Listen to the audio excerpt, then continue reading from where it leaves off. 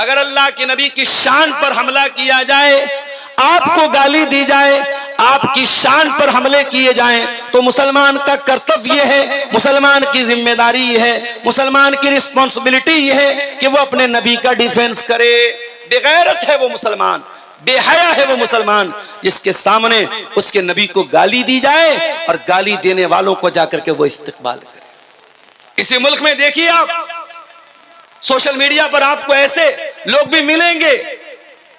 एक वो औरत आजकल बड़ा चल रही है, कौन इलाही करके उसका नाम है, बड़ी मर्दूद है वो औरत, खुलेआम इस्लाम के दुश्मनों से गले मिलकर के बातें करती है। एक कोई फैज खान साहब है, वो भी इस्लाम के दुश्मनों के सपोर्ट में और इस्लाम के खिलाफ बातें करते रहते हैं, और मीडिया ऐसे लोगों को बड़ा कवरेज देता है।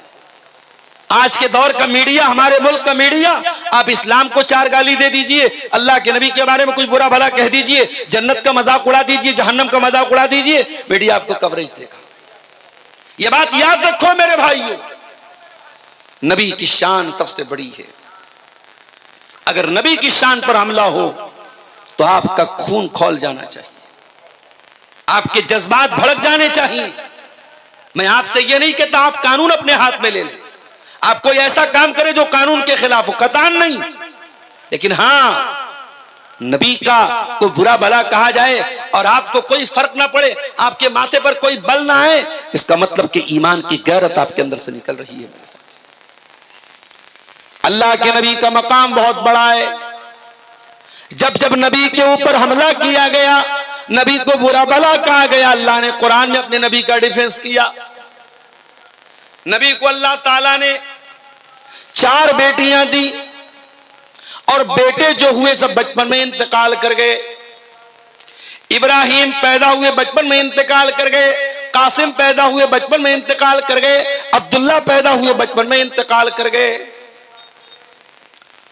लोगों ने कहा अरे ये नबी, इनकी तो नस्ल ही आगे नहीं बढ़ेगी, इनकी तो कोई औलाद ही नहीं है, इनका तो कोई बेटा ही नहीं है, ये तो दुम कटे हुए हैं। लोगों ने नबी को दुम कटा हुआ कहा, इनकी तो दुम कटी है, इनका कोई बेटा नहीं है। अल्लाह ने कुरान में सूरह कौसर नाजिल कर दी, इन्ना आतैना कल कौसर, ऐ नबी हमने आपको कौसर अता किया है, हमने आपको बहुत ज्यादा भलाई अता की है, बहुत ज्यादा बरकत अता की है, बहुत ज्यादा खैर अता किया है। फसल्ली लिरब्बिका वनहर, ऐ नबी आप अपने रब के लिए नमाज पढ़िए और अपने रब के लिए कुर्बानी कीजिए। इन्ना शानिअका हुवल अबतर, ऐ नबी आप दुम कटे नहीं है, आपकी नस्ल खत्म होने वाली नहीं है, आपके दुश्मन की नस्ल खत्म होने वाली है। नबी की नस्ल कहां खत्म है? कयामत की सुबह तक, जब तक दुनिया में एक भी मुसलमान मौजूद है, अशहदु अल्ला इलाहा इल्लल्लाह के साथ साथ आसमान में अशहदु अन्ना मुहम्मद रसूलुल्लाह की आवाज भी गूंजती रहेगी। नबी का नाम जब तक मुसलमान मौजूद है लिया जाता रहेगा।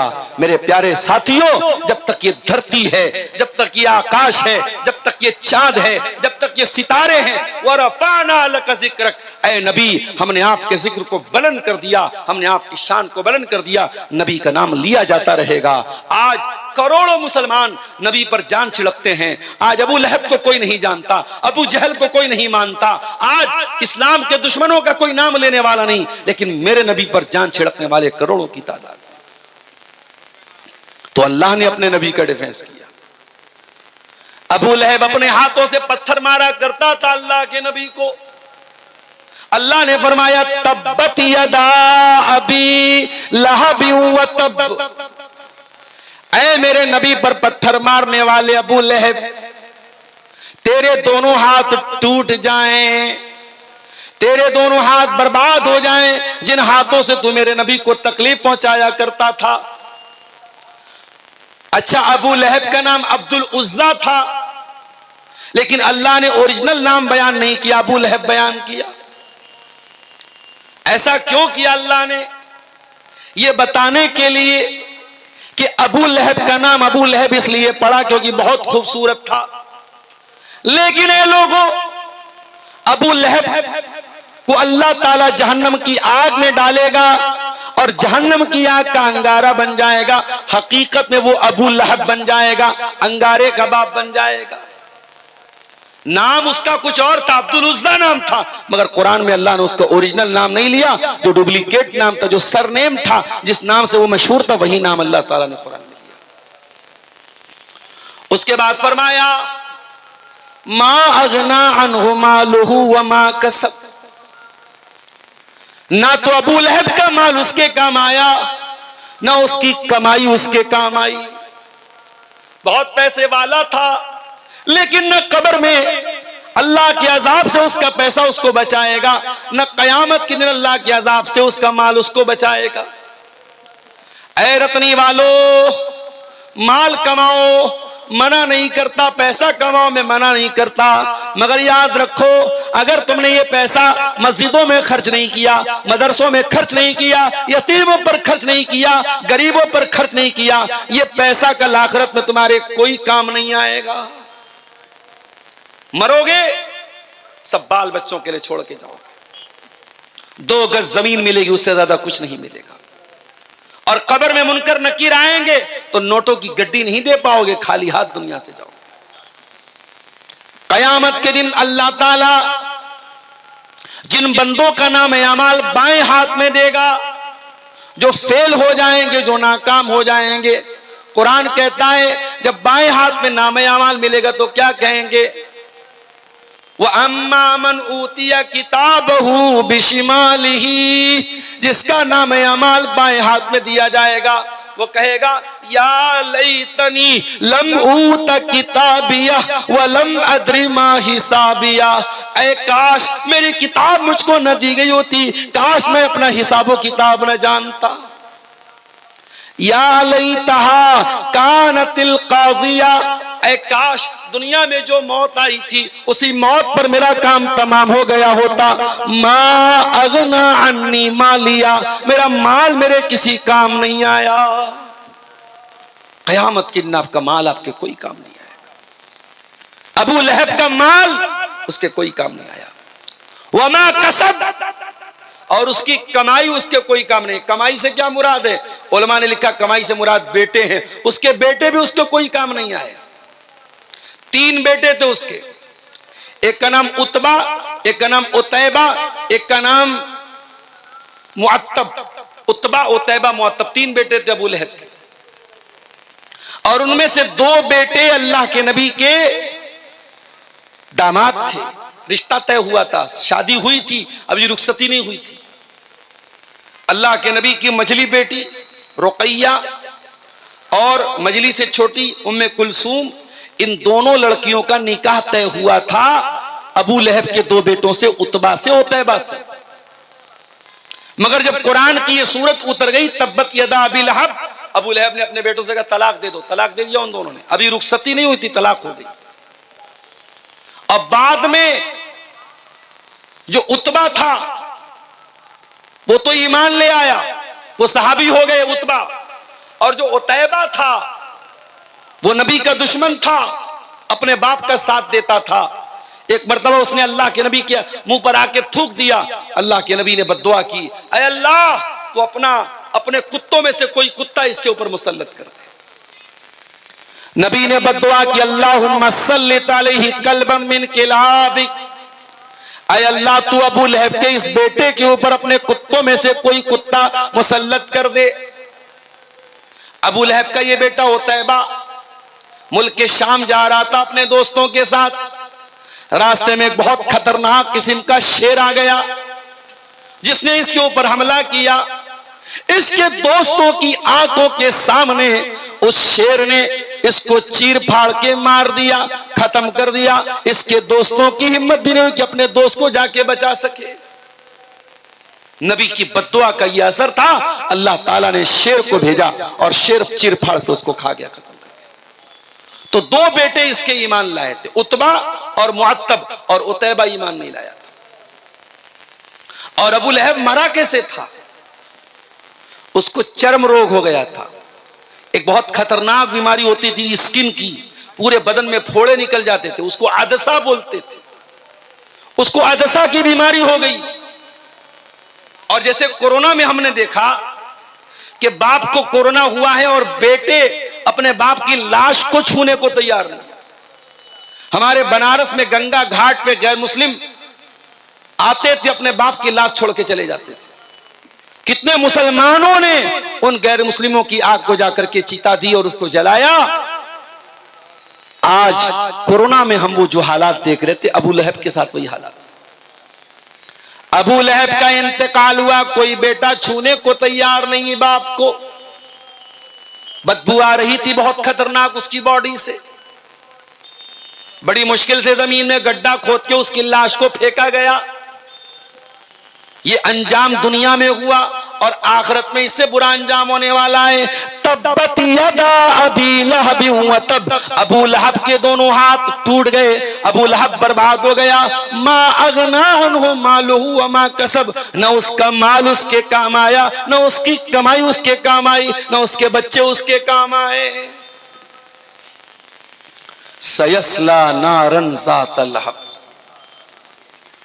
और ये अबू लहब अन करीब ये जहन्नम में जाएगा, जहन्नम की आग में जाएगा। ज़ात लहब, जो भड़कने वाली है। अच्छा, आग का तो काम ही है भड़कना।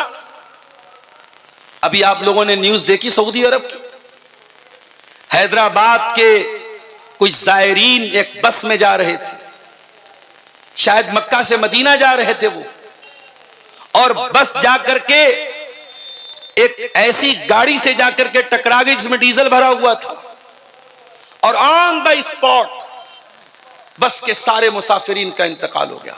सब जल के मर गए, क्योंकि डीजल था सामने वाले। जब गाड़ी लड़ी है, डीजल जो है खतरनाक होता है, आग लगी, सब जल के मर गए। जब गाड़ी लड़ी है, ड्राइवर कूदा था, और ड्राइवर के से सटा हुआ ड्राइवर के बगल में एक लड़का जिसका नाम सलमान था। ड्राइवर ने उससे भी कहा तुम भी कूद जाओ, वो भी कूद गया, सिर्फ वही एक लड़का बचा, बाकी सब लोग मर गए उस हादसे में।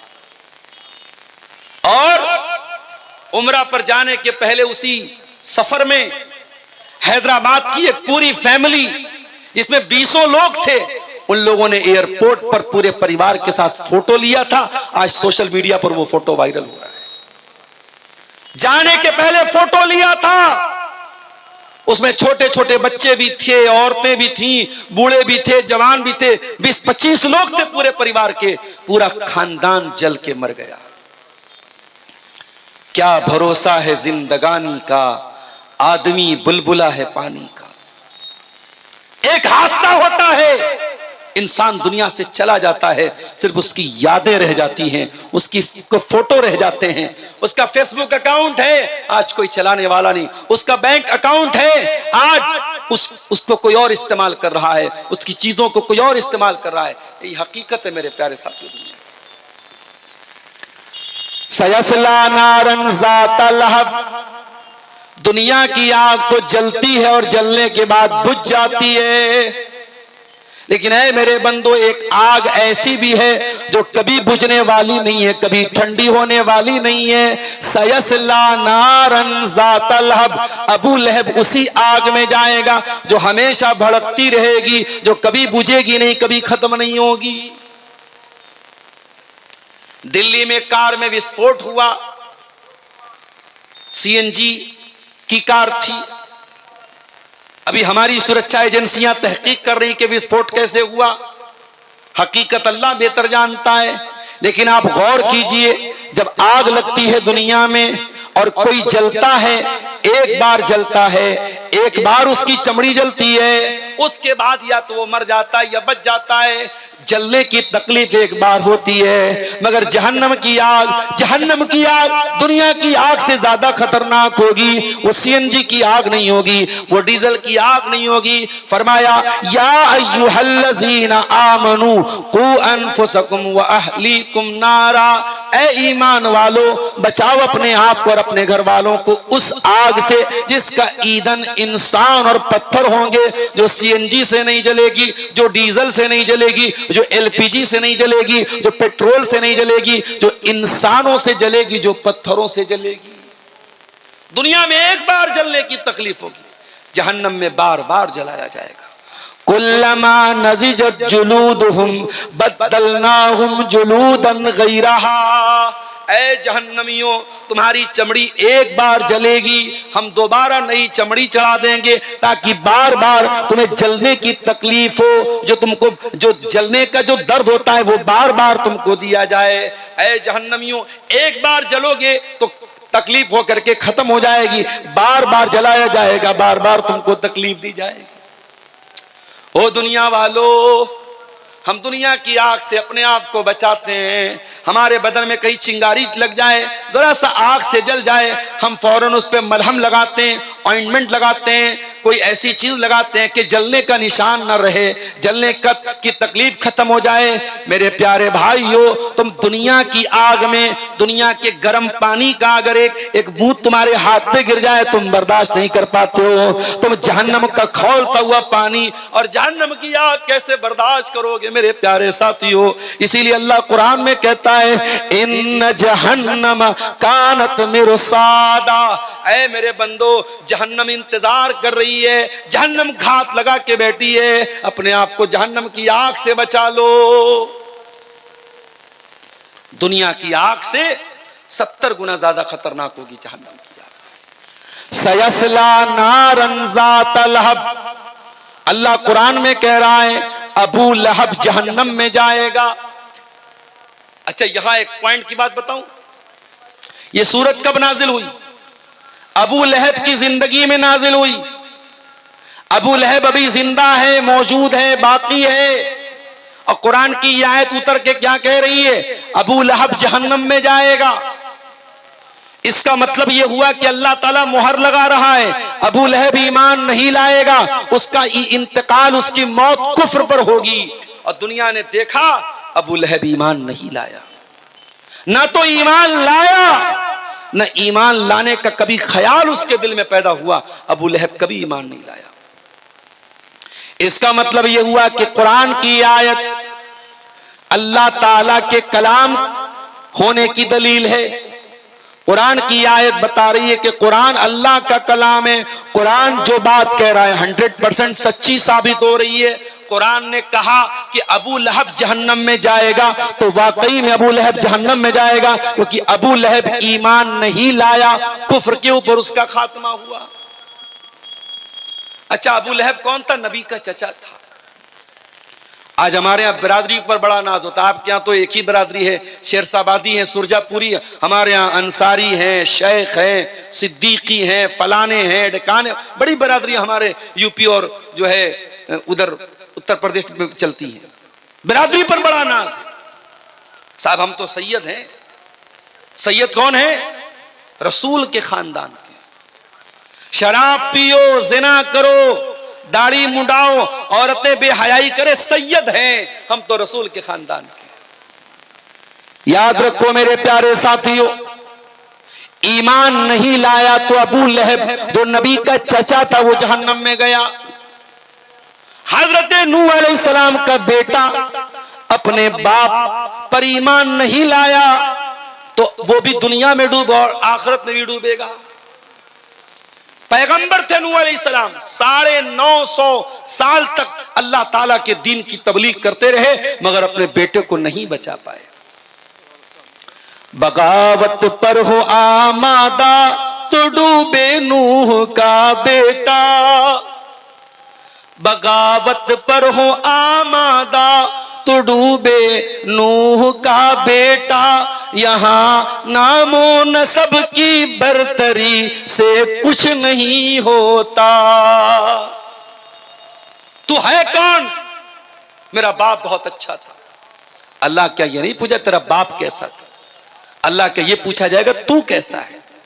तेरा ईमान है कि नहीं? तेरा अकीदा सही है कि नहीं? तेरा कैरेक्टर सही है कि नहीं? तेरा अमल सही है? तेरा पूछा जाएगा, तेरे बाप का नहीं पूछा जाएगा। बाप पे नाश करना बंद कर दो, खानदान पे नाश करना बंद कर दो मेरे साथी। अबू लहब कौन? नबी का चचा, अब्दुल मुत्तलिब का बेटा, हाशिम का पोता, और जहन्नम की आग में जल रहा है। इसीलिए हजरत अली रजी अल्लाह तआला अन्हु कहते हैं, फला तत्रुकी तक़वत्तिकालन अलन नसब, इंसान की कीमत उसके अखलाक से होती है। ऐ लोगों, तुम हसब और नसब पर भरोसा करके, खानदान पर भरोसा करके, बिरादरी पर भरोसा करके अल्लाह से डरना न छोड़ना, तकवा न छोड़ना। फकद रफाल इस्लामु सलमाना फारसिन, इस्लाम ने ईरान के रहने वाले, फारस के रहने वाले सलमान फारसी के मकाम को बढ़ा दिया। वज़ा शरीफन नसब अबा लहब, और अबू लहब जो बहुत ऊंचे मर्तबे वाला था, उसको इस्लाम ना लाने की वजह से जहन्नम की आग में जाना पड़ेगा। अल्लाह ताला के हसब व नसब की कीमत नहीं है मेरे साथियों। अल्लाह की कीमत अखलाक की, अल्लाह की कीमत अकीदे की, अल्लाह की कीमत अमल की। सयस्ला नारन ज़ात लहब, अबू लहब जहन्नम की आग में डाला जाएगा। और बड़े गौर से सुनना मेरे भाइयों, वमरातुहु हम्मालतल हतब, और अबू लहब जब जहन्नम में जाएगा तो अकेला नहीं जाएगा, अपनी बीवी के साथ जाएगा। उसकी बीवी भी जहन्नम की आग में जाएगी। पता ये चला, अगर अबू लहब करेला था तो उसकी बीवी नीम चढ़ी थी। कहते ना, एक तो करेला ऊपर से नीम चढ़ा। अगर शौहर बुरा है तो कभी कभी बीवी नेक होती है तो शौहर को सुधार देती है, मगर यहां एक तो करेला ऊपर से नीम चढ़ा था, शौहर भी गड़बड़, बीवी भी गड़बड़। इसलिए जब रिश्ता तय करने जाओ तो बहुत सोच समझ के रिश्ता तय करो। मेरी प्यारी माँ और बहनों, जब बहू देखने जाओ तो ये मत देखो कि खूबसूरत कितनी है, ये देखो दीनदार कितनी है। अल्लाह के प्यारे नबी फरमाते हैं, तुनकहुल मरअतु लिअरबईन लिमालिहा व लिहसबिहा व लिजमालिहा व लिदीनिहा। जब औरत का निकाह होता है, चार चीजें औरत के अंदर देखी जाती हैं। माल देखा जाता है, खूबसूरती देखी जाती है, दीनदारी देखी जाती है, खानदान देखा जाता है। आपने फरमाया फज़फर बिज़ातिद्दीन, तुम दीनदार को लेके आ जाओ, कामयाब हो जाओगे।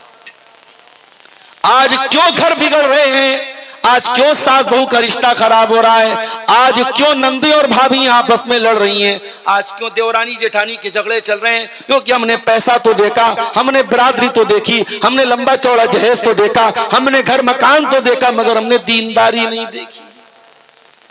घर में औरत लाओ तो दीनदारी देख के लाओ मेरे साथी। आजकल लव मैरिज का बड़ा मामला चल रहा है। लोग पूछते भी, मौलवी साहब लव मैरिज करना कैसा है? मैं साफ साफ जवाब देता हूं, इस्लाम में लव मैरिज का कोई तसव्वुर नहीं है। इस्लाम में लव मैरिज का कोई तसव्वुर नहीं, कोई कॉन्सेप्ट नहीं है। इस्लाम में लव आफ्टर मैरिज का कॉन्सेप्ट है। पहले प्यार करो फिर शादी करो। माफ करना, यह इस्लाम का कॉन्सेप्ट नहीं है। शादी करके मोहब्बत करो, यह इस्लाम का कॉन्सेप्ट है। और हां, अगर किसी को कोई लड़की खूबसूरत लग ही जाए तो इस्लाम ने तरीका बताया है। औरत इस्लाम की नजर में कोई नौकरानी नहीं है, नौकरानी से कोई भी मिल सकता है। औरत इस्लाम की नजर में महारानी है। नौकरानी से मिलने के लिए कोई प्रोटोकॉल नहीं है, नौकरानी से मिलने के लिए कोई इजाजत नहीं लेनी पड़ती, मगर महारानी से मिलने के लिए परमिशन लेना पड़ता है, इजाजत लेनी पड़ती है, टाइम लेना पड़ता है, अपॉइंटमेंट लेना पड़ता है। इस्लाम कहता है औरत तू महारानी है। अगर कोई लड़का तुझे हासिल करना चाहता है, तुझे बीवी बनाना चाहता है, तुझे लेकर के वो कोर्ट मैरिज नहीं कर सकता, तुझे लेकर के वो घर से भाग नहीं सकता। अगर भागेगा तो जिना माना जाएगा, कोर्ट मैरिज करेगा तो हराम माना जाएगा। ऐ औरत तू महारानी है और महारानी को पाने के लिए उसके पीए से मिलना पड़ता है। ऐ औरत अगर तुझसे किसी को शादी करना है तो तेरे बाप से मिलकर के रिश्ता भेजना पड़ेगा, तेरे भाई से मिलकर के रिश्ता भेजना पड़ेगा, प्रॉपर चैनल से आना पड़ेगा, बैक डोर से नहीं आना पड़ेगा। इसलिए अपनी बहनों को भी एक पैगाम देता हूं, अगर कोई लड़का आपसे मोहब्बत का इकरार कर रहा है, रात दिन मैसेज करके आई लव यू लिख रहा है, वीडियो कॉल पर आपसे मोहब्बत का इजहार कर रहा है, इंस्टाग्राम पर आपसे मोहब्बत का इजहार कर रहा है, मेरी बहनों तुम धोखे में ना आना, तुम उसके धोखे में ना आना। वो तुमसे जिना करके तुमको जहन्नम में लेके जाना चाहता है। अरे जो तुमसे सच्ची मोहब्बत करेगा वो ज़िना करके जहन्नम में लेके नहीं जाएगा, वो निकाह करके, वो सही तरीके से निकाह करके तुमको अपनी शरीक हयात बनाएगा, अपना लाइफ पार्टनर बनाएगा और तुमको जन्नत में लेके जाएगा। अब ये तुम सोच लो मेरी बहनों कि तुम्हें अपनी जिंदगी में साथी कैसा चाहिए, जन्नत में लेके जाने वाला हमसफर चाहिए या जहन्नम में लेके जाने वाला साथी चाहिए। अब तुम तय कर लो तुम्हें क्या करना है। अबू लहब बर्बाद हुआ और उसकी बर्बादी के पीछे उसकी ये बीवी का भी रोल था। अगर उसको बीवी कैसे मिलती, हजरत आसिया के जैसी बीवी मिलती तो शायद अबू लहब का अंजाम इतना बुरा ना होता। आसिया कौन थी? फिरौन की बीवी थी। फिरौन कौन था? बहुत बड़ा जालिम था, बच्चों का कातिल था, मगर उसकी बीवी ईमान ले आई। फिरौन की बीवी हजरत मूसा अलैहिस्सलाम पर ईमान ले आई और जब ईमान लाई फिरौन ने उसको जेल में डाल दिया, हाथों में जंजीर डाल दी गई, पैरों में बेड़ी डाल दी गई। अल्लाह की ये बंदी अपने रब पर ईमान लाने की सजा में अपना महल छोड़कर, अपने तख्त व ताज को छोड़कर, अपनी आरामदेह गद्दी को छोड़ के आज कैद खाने में है, जेल खाने में है। उसके हाथों में जंजीरें डाली गई हैं, उसके पैरों में जंजीरें डाली गई हैं, पूरा बदन लहू लुहान है। और अल्लाह की वो बंदी फिरौन के जेल खाने से दुआ करती है और उसकी दुआ को अल्लाह ताला कुरान में बयान करता है। ज़रबल्लाहु मसलन लिल्लज़ीना आमनु इम्रात फिरऔन। ऐ ईमान वालो, मैं तुम्हारे लिए मिसाल बयान कर रहा हूं, तुम्हारे लिए आइडियल बना रहा हूं, तुम्हारे लिए आदर्श बना रहा हूं फिरऔन की बीवी आसिया को। इज़ क़ालत रब्बि इब्नि ली इंदक बैतन फिल जन्ना। जब फिरौन की बीवी दुआ करती है, हजरत आसिया दुआ करती है, ऐ अल्लाह तू जन्नत में मुझे एक महल अता फरमा, व नज्जिनी मिन फिरऔन व अमली, और मुझे फिरौन से बचा ले, मुझे फिरौन के अमल से बचा ले, व नज्जिनी मिनल कौमि ज़ालिमीन, मुझे जालिमों से बचा ले। अल्लाह अकबर। तो अल्लाह ने दोनों एग्जाम्पल हमारे सामने पेश कर दिया। मेरी प्यारी माँ और बहनों, अल्लाह ने दोनों मिसालें पेश कर दी। अब तुम तय कर लो तुम्हें फिरौन की बीवी आसिया के जैसा बनना है या अबू लहब की बीवी उम्मे जमील के जैसा बनना है। अबू लहब की बीवी कैसी थी? हम्मालतल हतब, लकड़ियों को उठाया करती थी। उलमा ने लिखा लकड़ी को उठाने का दो मतलब है।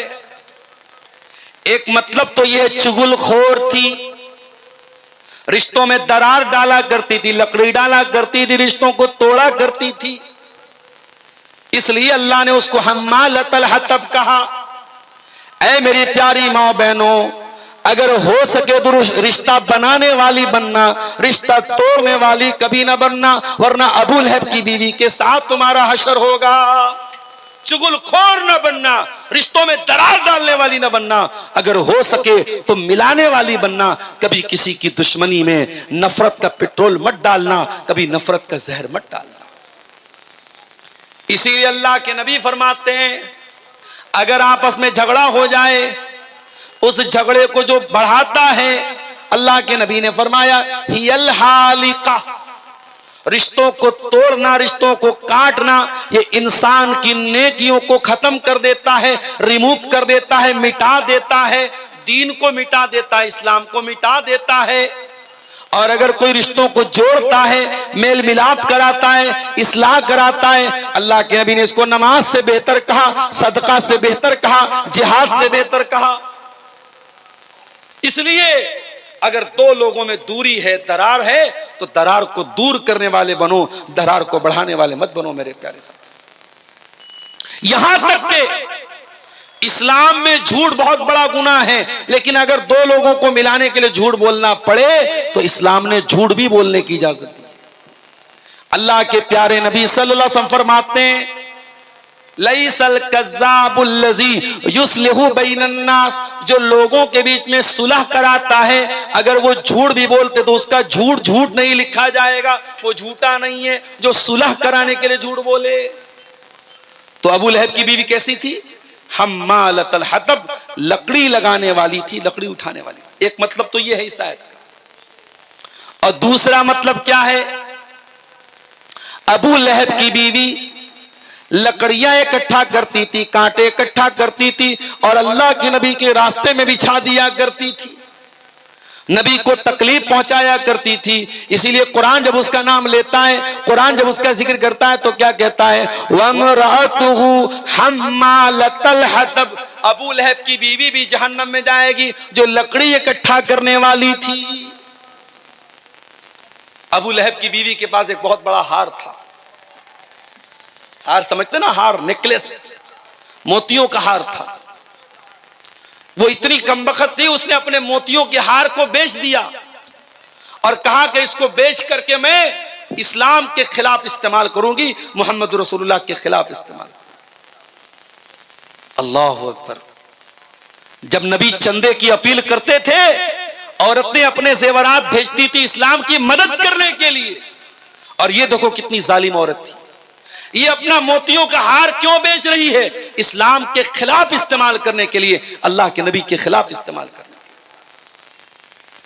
कुरान कहता है फी जीदिहा हब्लुम मिन मसद, ऐ अबू लहब की बीवी, तूने अपने गले के हार को इस्लाम के खिलाफ इस्तेमाल किया था, तूने मोहम्मद रसूलुल्लाह के खिलाफ इस्तेमाल किया था। ऐ अबू लहब की बीवी, कल कयामत के दिन तेरे गले में खजूर की छाल की रस्सी डाल के तुझको जहन्नम में डाला जाएगा। हब्लुम मिन मसद, खजूर की छाल की रस्सी डाल के तुझे जहन्नम की आग में डाला जाएगा। और बाज उलमा ने लिखा कि खजूर की छाल की नहीं, लोहे की जंजीर इसकी गर्दन में डाली जाए। सुम्मा फी सिलसिलतिन ज़रूहा सबऊना ज़िराअन फस्लुकू, 70 गज लंबी जंजीर जिससे जहन्नमियों को जकड़ा जाएगा, वो अबू लहब की बीवी उम्मे जमील के गले में डाली जाएगी और उस जंजीर उसके गले में डाल के उसको जहन्नम में डाला जाएगा। पता ये चला कि अगर शौहर के गलत कामों में बीवी सपोर्ट करती है तो बीवी का भी वही अंजाम होगा शौहर का अंजाम। इसलिए खबरदार, कभी गलत काम में किसी का सपोर्ट मत करो। अगर हो सके तो अच्छे कामों में सपोर्ट करो और नहीं कर सकते तो कम से कम बुराई में सपोर्ट मत करो। कुरान एक उसूल बताता है, तावनु अलल बिर्रि वत्तक़वा वला तावनु अलल इस्मि वल उद्वान, नेकी के कामों में, तकवा के कामों में एक दूसरे की मदद करो और गुनाह के कामों में, ज़्यादती के कामों में एक दूसरे की मदद न करो। अबू लहब की बीवी क्यों बर्बाद हुई? अपने शौहर का गलत काम में सपोर्ट करने की वजह से। तो ये कुरान की एक छोटी सी सूरत थी जिसमें सिर्फ 5 आयतें हैं। इन 5 आयतों की तफसीर और इसका माना और मतलब मैंने आपके सामने बयान किया है। कुरान की ये छोटी सी सूरत हमें ये मैसेज दे रही है कि हम अबू लहब के जैसे न बने, हम इस्लाम की मदद करने वाले बने, इस्लाम का सपोर्ट करने वाले बने। कयामत की सुबह तक जब तक कुरान पढ़ा जाता रहेगा तब्बत यदा अबी लहब भी पढ़ी जाएगी और ये सूरत दुनिया को ये पैगाम देगी कि ऐ दुनिया वालों, अगर हो सके तो तुम अबू बकर के साथ खड़े होना, उमर फारूक के साथ खड़े होना, उस्मान गनी के साथ खड़े होना, तुम अबू लहब के साथ खड़े मत होना। इस्लाम के खिलाफ अपनी एनर्जी को इस्तेमाल मत करना, इस्लाम के खिलाफ अपनी ताकत को इस्तेमाल मत करना। मेरे प्यारे साथियों, अभी मैं जब मैं पटना से आ रहा था आपके बीच में, 5-6 किलोमीटर पहले एक जगह मेला लगा हुआ था। हमारे कोई गैर मुस्लिम भाइयों का मेला था, उनका मंदिर भी वहां था, मंदिर के पास मेला लगा हुआ था। मैंने देखा बड़ा जाम लगा हुआ है, तो मैंने किसी से पूछा भाई क्या मामला है? किसी ने कहा कोई लड़का किसी लड़की को लेके भाग गया है। तो ये लड़का लड़की को जो लेके भागता है, हम कभी कभी सीमांचल के कुछ जलसों में भी ये सिचुएशन हम देखते हैं कि साहब जलसों में भी कभी कभी शोर उठता है, क्या हुआ कोई लड़का किसी लड़की को लेके भाग गया। तो मुझे ऐसा लगता है कि कहीं ना कहीं जो कल्चर हमारे गैर मुस्लिम भाइयों का है, उनके यहाँ मेले ठेले का जो कल्चर है, वो कल्चर हमारे यहाँ जलसों में भी एक मेले ठेले का माहौल बना लिया जाता है।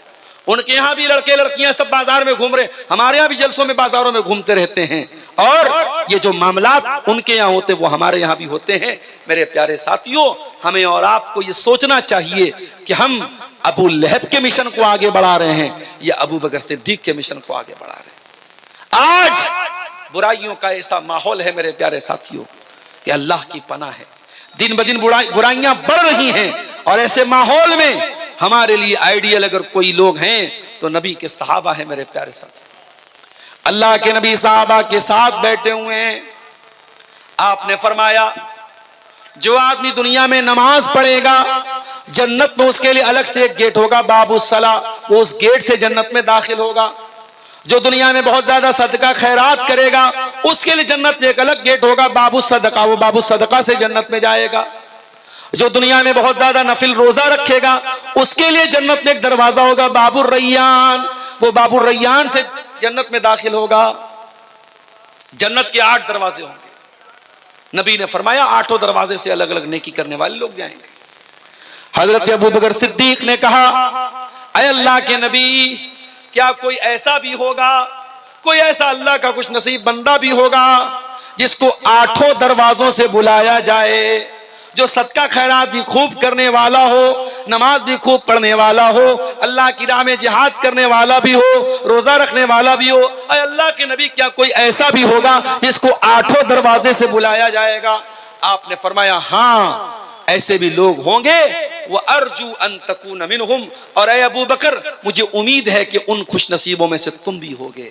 मेरे प्यारे साथियों, अबू बकर सिद्दीक का मिजाज ऐसा था। आज हम दुनिया के लिए कंपटीशन करते हैं। अगर हमारे भाई के पास दौलत है तो हमारे पास भी दौलत आ जाए, उसके पास 2 मंजिला घर है, हमारे पास भी 2 मंजिला घर आ जाए, उसके पास अगर शोहरत है, इज्जत है, दौलत है, हमारे पास भी आ जाए। हम दुनिया के लिए कंपटीशन करते हैं। मेरे प्यारे साथियों, हमें आखिरत के लिए कंपटीशन करना चाहिए। कुरान कहता है वफी ज़ालिका फलयतनाफसिल मुतनाफिसून, मेरे बंदो, तुम्हें एक दूसरे से आगे बढ़ने की कोशिश करनी चाहिए।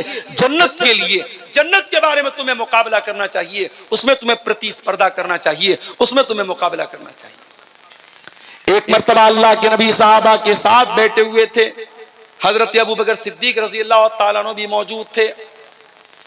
आपने पूछा, मन अतमा मिनकुमुल यौम मिस्कीना, कौन है तुम में से जिसने आज किसी गरीब को खाना खिलाया है? हजरत अबू बकर सिद्दीक ने हाथ उठाया, कहा अल्लाह के नबी, मैंने आज एक गरीब को खाना खिलाया है। फिर आपने फरमाया मन अस्बह मिनकुमुल यौम साइमन, कोई है तुम में से जो आज रोजा रख के आया है? अबू बकर सिद्दीक ने अपना हाथ उठाया, अल्लाह के नबी, आज मैं रोजे की हालत में हूं। फिर आपने पूछा मन आदा मिनकुमुल यौम मरीजा, क्या कोई ऐसा भी है जो किसी मरीज की अयादत करके आया हो? अबू बकर सिद्दीक ने हाथ उठाया, कहा हाँ अल्लाह के नबी, मैंने एक मरीज की अयादत भी की है। फिर आपने पूछा क्या कोई ऐसा भी है जिसने किसी मुसलमान के जनाजे में शिरकत की हो? फिर अबू बकर सिद्दीक का हाथ उठा, हाँ अल्लाह के नबी, मैंने एक मुसलमान के जनाजे में भी शिरकत की है। जरा गौर करो मेरे प्यारे साथियों, अल्लाह के प्यारे नबी नेकी का नाम लेते चले जा रहे हैं और हर नेकी पर अपना हाथ उठा रहे हैं। हजरत अबू बकर सिद्दीक रजी अल्लाह तआला अन्हु, और यही वो अबू बकर सिद्दीक हैं। नबी ने फरमाया, ऐ अबू बकर, तुमने इतने सारे नेकी के काम किए हैं, ये सारे नेकी के काम अगर एक दिन में 24 घंटे में अगर कोई एक आदमी करता है वो जरूर जन्नत में जाएगा। मेरे प्यारे साथियों, ये अबू बकर सिद्दीक हैं। मैं अबू बकर सिद्दीक का नाम इसलिए ले रहा हूं, मैं दोनों एग्जाम्पल आपके सामने पेश कर रहा हूं, एक नबी का चाहने वाला, एक नबी से दुश्मनी करने वाला। एक अबू बकर जो जिंदगी में भी नबी के साथ थे और इंतकाल भी नबी के साथ इंतकाल के बाद भी वहीं पे दफन हैं और कयामत के दिन नबी के साथ रहेंगे। और एक अबू लहब है जो दुनिया में जलील होकर के कुत्ते की मौत मरा और आखिरत में भी जहन्नम की आग में डाला जाएगा। मेरे प्यारे साथियों, अब हमें और आपको तय करना है हमें कौन सा किरदार अपनाना है, हमें कौन सा कैरेक्टर अपनाना है। हमें अबू बकर सिद्दीक वाला कैरेक्टर अपनाना है या अबू लहब वाला कैरेक्टर अपनाना है। और हमारी माँ बहनों को भी तय तय करना चाहिए कि उन्हें हजरत मरियम का कैरेक्टर अपनाना है, हजरत आसिया का अपनाना है, या उम्मे जमील का अपनाना है, फिरौन की बीवी का अपनाना है। और मेरे प्यारे साथियों, सूरह तब्बत यदा अबी लहब की मुख्तसर सी तफसीर आपके सामने इस उम्मीद के साथ मैंने पेश की है कि हम इस कुरान करीम की छोटी सी सूरत जो हमें याद है, इस पर हम गौर करेंगे और इससे जो नसीहतें हमें मिलती है उस पर इंशाअल्लाह हम अमल करेंगे। हम रब्बुल आलमीन से दुआ करते हैं, इलाही आलमीन तू हमें कुरान करीम की सूरत पर अमल करने की तौफीक अता फरमा। इलाही आलमीन हमें तू अबू बकर सिद्दीक के किरदार को अपनाने की तौफीक अता फरमा और अबू लहब के किरदार से हमें बचने की तौफीक अता फरमा। परवरदिगार, जिस मदरसे के लिए आज का ये प्रोग्राम हुआ है, इस मदरसे से जो बच्चे पढ़ें उन्हें दीन का सच्चा खादिम बना दे। इलाही आलमीन हमें से जो बीमार हैं उनको शिफाए कामिला आजिला अता फरमा, जो रोजी रोटी से परेशान है अल्लाह उनके कारोबार में बरकत नसीब फरमा। अय अल्लाह, बिहार में इलेक्शन हो गए, सरकार बन गई, अब तू हमें हमारे इस स्टेट की हुकूमत को तू तौफीक दे कि वो अमन और चैन और इंसानियत के साथ लोगों पर हुकूमत करे और इंसाफ के तकाजों पर अमल करे और किसी भी तरीके का कोई जुल्म और सितम लोगों पर न हो। परवरदिगार आलम, हमारे जानो माल की, हमारी इज्जत व आबरू की हिफाजत फरमा। जब तक तू दुनिया में जिंदा रख, इस्लाम पर जिंदा रख और हमारा खातिमा ईमान पर हो। आमीन। व आखिर दावाना अनिल हम्दुलिल्लाहि रब्बिल आलमीन। वस्सलामु अलैकुम व रहमतुल्लाहि व बरकातुहू। व खैरल हदी हदी मुहम्मदिन सल्लल्लाहु अलैहि वसल्लम व शर्रल उमूरि मुहदसातुहा व कुल्ल मुहदसतिन बिदअह व कुल्ल बिदअतिन दलालह व कुल्ल दलालतिन फिन्नार। अऊज़ु बिल्लाहि मिनश शैतानिर रजीम। बिस्मिल्लाहिर रहमानिर रहीम।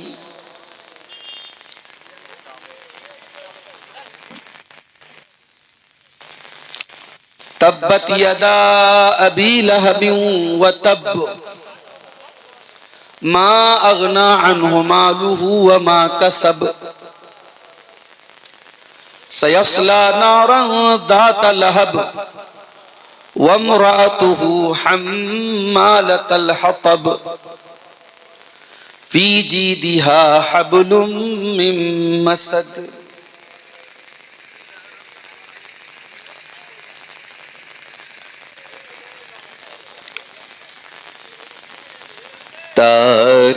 तारीकियों में या रब मुझे रोशनी अता कर,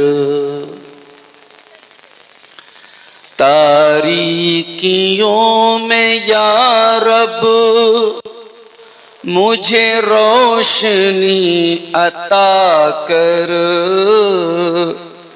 किस्तों में मर रहा हूँ, मुझे जिंदगी अता कर।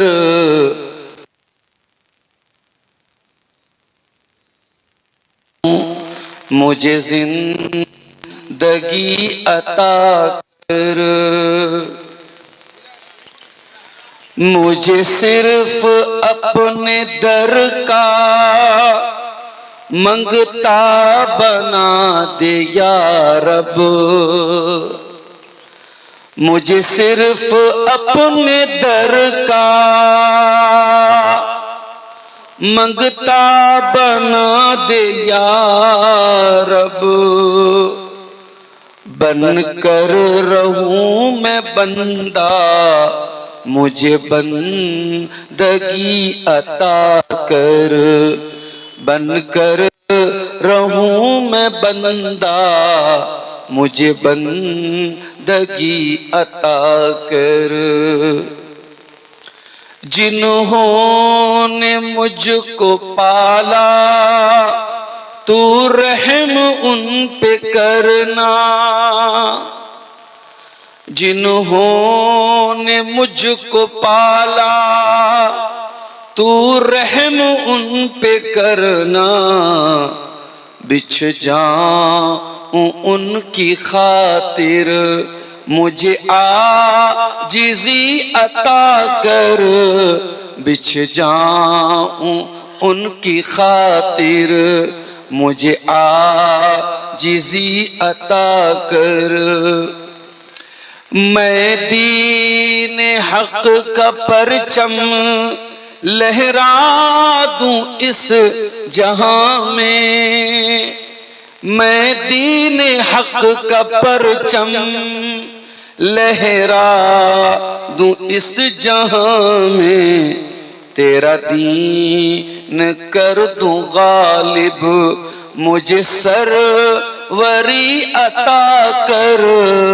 तेरा दीन कर दूं गालिब, मुझे सरवरी अता कर। सिद्दीक सा जिगर दे, फारूकी कर्रो फरदे। उस्मान सा गनी कर, मुझे है दरी अता कर। उस्मान सा गनी कर, मुझे है दरी अता कर। खालिद के मिसल या रब, शमशीर हक बना दे। खालिद के मिसल या रब, शमशीर हक बना दे। जाहिद बना दे या रब, मुझे बू जरी अता कर। सदर मोहतरम, उलमाए किराम, मोहतरम बुजुर्गों, नौजवान साथियों, माओं और बहनों, प्यारे बच्चों, रत्नी के आज के इस प्रोग्राम में अल्लाह के फजलो करम और उसकी तौफीक से आपके सामने हाजिर होने का मौका नसीब हुआ। इसी गांव में इसके पहले भी एक दो मर्तबा दावत मिली, लेकिन कुछ नागुज़ीर असबाब की बुनियाद पर, कुछ वजूहात की बुनियाद पर हर मर्तबा मैं मजबूरी की वजह से प्रोग्राम में शामिल नहीं हो पाया। लेकिन आज का ये प्रोग्राम बड़ी कामयाबी के साथ अब तक चला और मुझसे पहले मौलाना हुसैन सलफी हफिज़हुल्लाह, जो इस जलसे का एक बुनियादी मकसद है, मदरसे का ताउन, मदरसे का चंदा, उस काम को मौलाना ने बड़ी खूबी के साथ निभाया और आप हजरात ने बढ़ चढ़ करके उनका ताउन भी किया। मैं तमाम भाइयों और बहनों के हक में दुआ करता हूं जिन्होंने अपने अपने ताउन से मदरसे को नवाजा है। अल्लाह उनके चंदे को, उनके दान को, उनके खैरात को कबूल फरमाए और अल्लाह मजीद तौफीक अता फरमाए। आमीन। मेरे भाइयों, खुतबे मसनूना के बाद कुरान हकीम की एक छोटी सी सूरत मैंने आपके सामने पढ़ी है। ये वो सूरत है जो हम में से अक्सर लोगों को याद है, हम नमाज में पढ़ते भी हैं, लेकिन हम इन छोटी छोटी सूरतों के माना और मतलब पर गौर नहीं करते। आज की तकरीर में कुरान करीम की छोटी सी सूरत को हम समझने की कोशिश करेंगे। इसमें क्या पैगाम दिया गया है, क्या मैसेज दिया गया है। ये जो सूरत है सूरह तब्बत यदा अबी लहब, ये कुरान की 114 सूरतों में 111 नंबर की सूरत है। इसके बाद सिर्फ 3 सूरतें, सूरह इखलास है कुल हुवल्लाहु अहद, सूरह फलक है कुल औज़ु बिरब्बिल फलक, और सूरह नास है कुल औज़ु बिरब्बिन नास। और ये कुरान के बिल्कुल एंड में, कुरान के आखिर में ये सूरत है। आइए पहले इस सूरत का तर्जमा आपके सामने पेश करता हूं ताकि बात को समझने में आसानी। तब्बत यदा अबी लहबिन व तब, अबू लहब के दोनों हाथ टूट गए, बर्बाद हो गए, और अबू लहब खुद भी बर्बाद हो गया। मा अगना अन्हु मालुहु व मा कसब, ना तो अबू लहब का माल उसके काम आया, ना उसकी कमाई उसके काम आई। सयस्ला नारन दात लहब, और अन करीब ही अबू लहब जहन्नम की आग में डाला जाएगा जो भड़कने वाली आग है। वमरातुहु हम्मालतल हतब, और अबू लहब के साथ उसकी बीवी भी जहन्नम में जाएगी जो लकड़ियों को उठाने वाली है। फी जीदिहा हब्लुम मिन मसद, और अबू लहब की बीवी की गर्दन में खजूर की छाल की रस्सी होगी। ये सूरत कब नाजिल हुई? अल्लाह के नबी सल्लल्लाहु अलैहि वसल्लम को जब अल्लाह ताला ने नबूवत अता की, आपको नबी बनाया गया, और आप पर कुरान की एक आयत नाजिल हुई, व अनज़िर अशीरतकल अक़रबीन, ऐ नबी अपने रिश्तेदारों को, अपने करीबी लोगों को जहन्नम की आग से डराओ। अल्लाह के प्यारे नबी सफा की पहाड़ी पर चढ़े, अपने सारे खानदान के लोगों को इकट्ठा किया।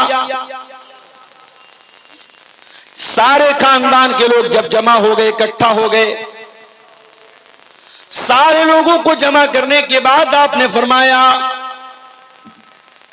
कि ऐ लोगों, अगर मैं तुमसे ये कहूं कि इस पहाड़ के पीछे बहुत बड़ा लश्कर है जो तुम पर हमला करने वाला है, हल अंतुम मुसद्दिक़िया, तो क्या तुम मेरी बात का सत्यापन कर लोगे? क्या तुम मेरी बात को सच मानोगे? क्या तुम मेरी बात की तस्दीक करोगे?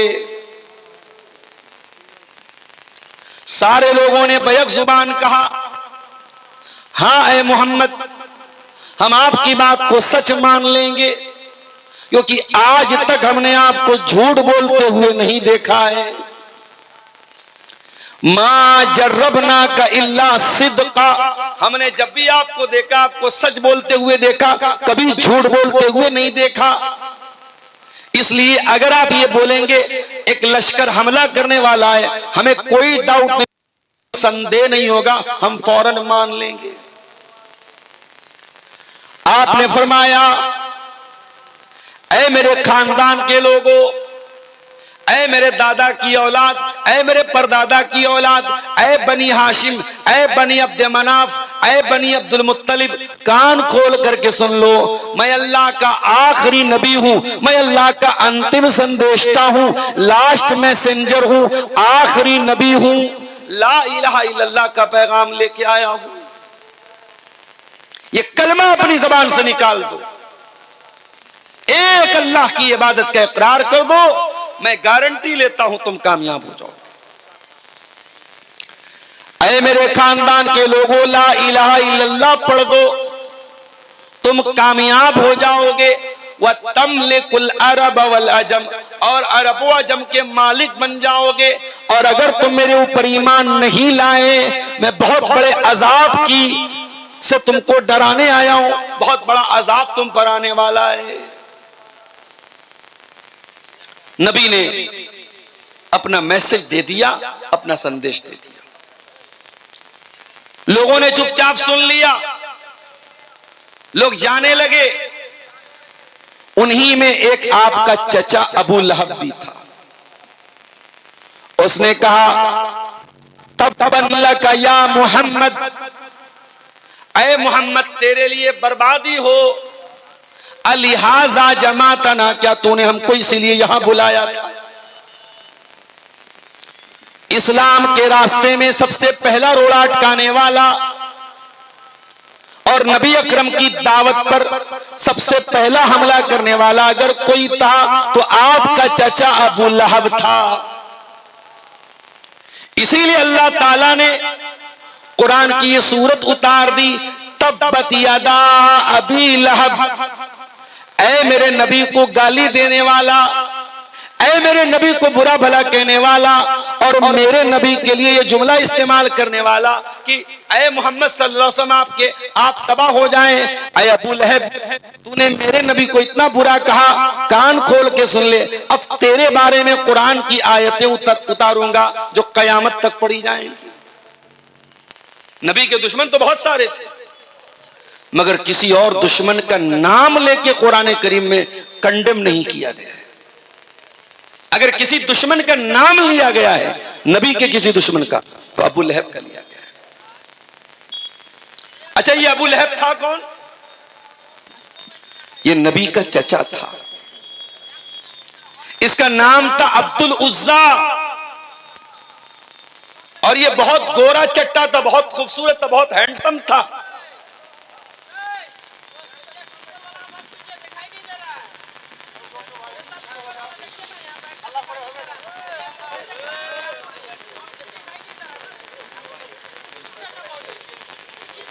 नीचा कर दो भाई, नीचा कर दो, कहे डिस्टर्ब हो रहा है, स्टैंड नीचा कर दो।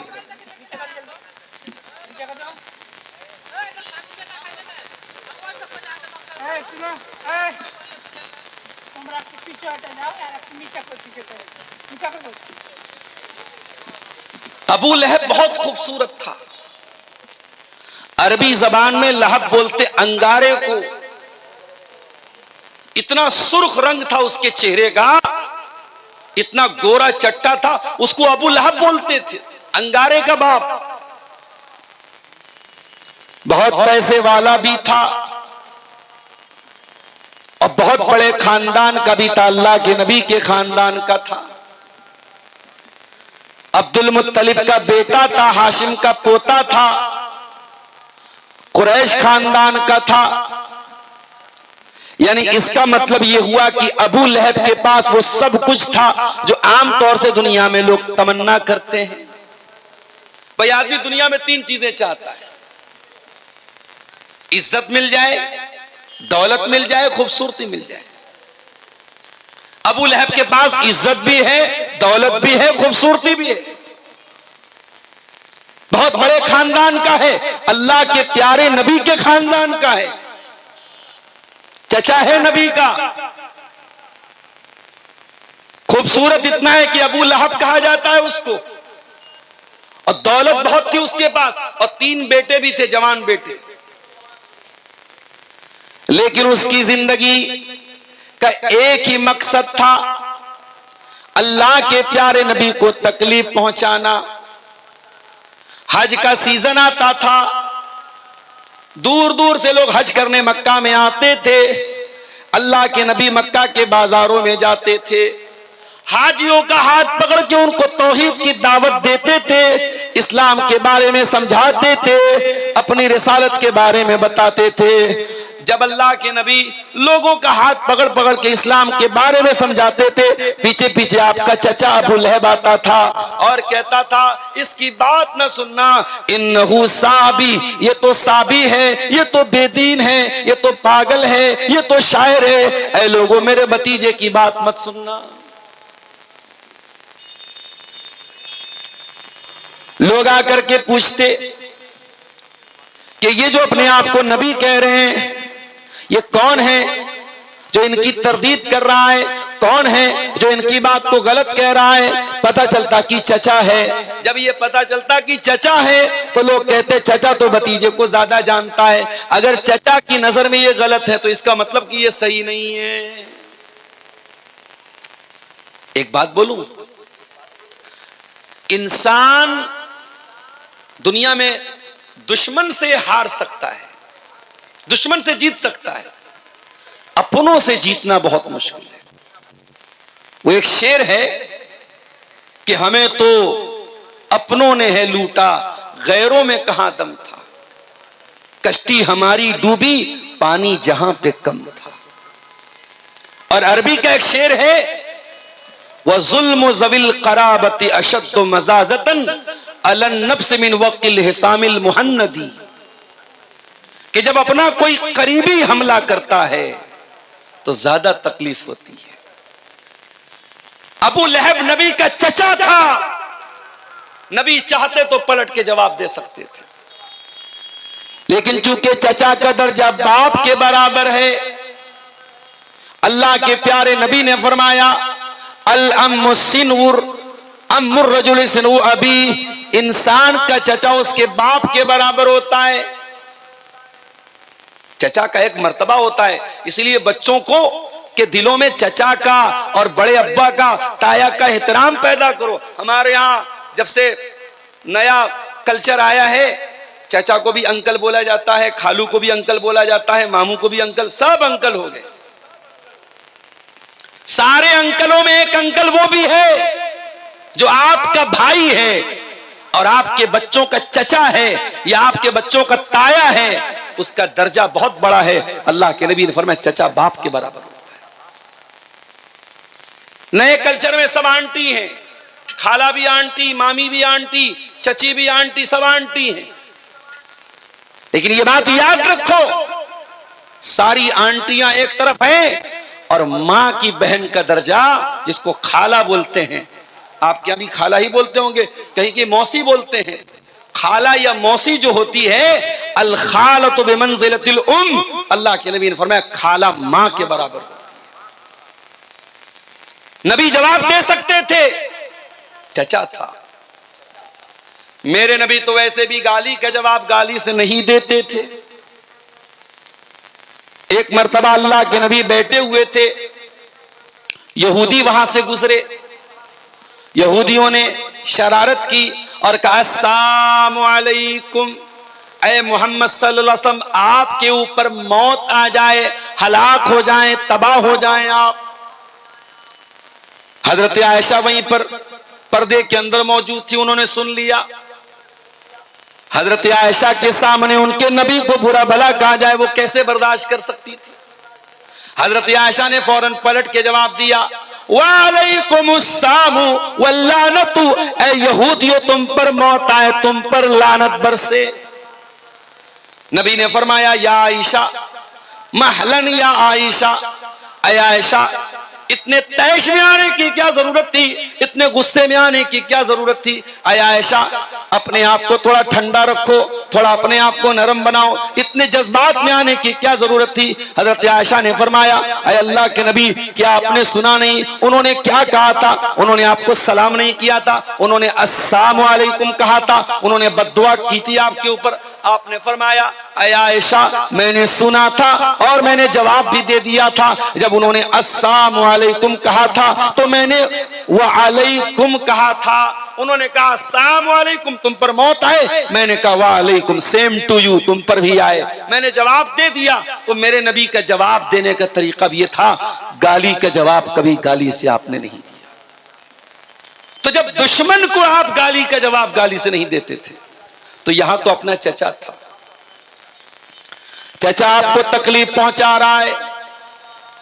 और अबू लहब की बीवी जो आपकी चची थी, नाम नोट कर लो, उम्मे जमील नाम था, बड़े बाप की बेटी थी।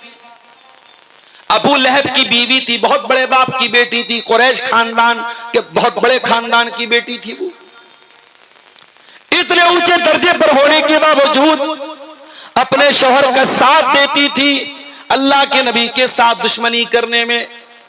जब अल्लाह के नबी कुरान सुनाते थे, जब अल्लाह के नबी दीन की बातें करते थे, तो ये इतनी कमबख्त थी, इतनी जालिम थी, ये कहती थी मुज़म्ममन आसैना व दीनहु कलैना, ऐ अपने आप को मोहम्मद कहने वाले, हम तुझे मोहम्मद नहीं मानते, हम तुझे मुज़म्मम मानते हैं।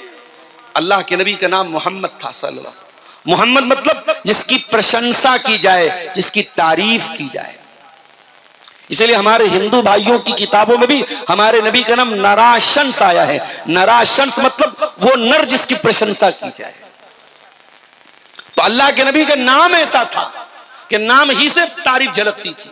तो ये कमबख्त जो थी ये नबी का नाम नहीं लेती थी, मोहम्मद नहीं कहती थी, मुजम्मम कहती थी। मोहम्मद मतलब जिसकी तारीफ की जाए और मुजम्मम मतलब जिसकी बुराई की जाए, वो नबी को मुजम्मम कहती थी। ये दोनों मियां बीवी नबी की दुश्मनी करते थे, इस्लाम की दुश्मनी करते थे, नबी को तकलीफें पहुंचाते थे। अल्लाह के नबी चचा का रिश्ता का लिहाज करते थे और अल्लाह के नबी कभी पलट के जवाब भी नहीं देते थे। पता ये चला जब अपना कोई रिश्तेदार तकलीफ पहुंचाए और रिश्ते में वो बड़ा हो तो रिश्ते का लिहाज रखा जाए, नजरअंदाज कर दिया जाए। अगर किसी का बाप अपनी औलाद के साथ नाइंसाफी करे, बेटा सब्र से काम ले। बाप अगर नाइंसाफी करेगा अल्लाह क्या पकड़ा जाएगा। अगर बड़ा भाई छोटे भाई के साथ ज्यादती करे, छोटा भाई बदतमीजी न करे, सब्र से काम ले, बर्दाश्त से काम ले। बड़ा भाई अगर गलत करेगा अल्लाह क्या पकड़ा जाएगा। रिश्तों में जो बड़े हैं बड़ों को बड़ाई देनी चाहिए। अल्लाह के नबी ने तो जवाब नहीं दिया मगर अल्लाह ने जवाब दिया और कुरान की यह सूरत उतार दी। पता यह चला कि नबी का हक बहुत बड़ा है। अगर अल्लाह के नबी को बुरा भला कहा जाए तो अल्लाह के नबी का डिफेंस करना चाहिए।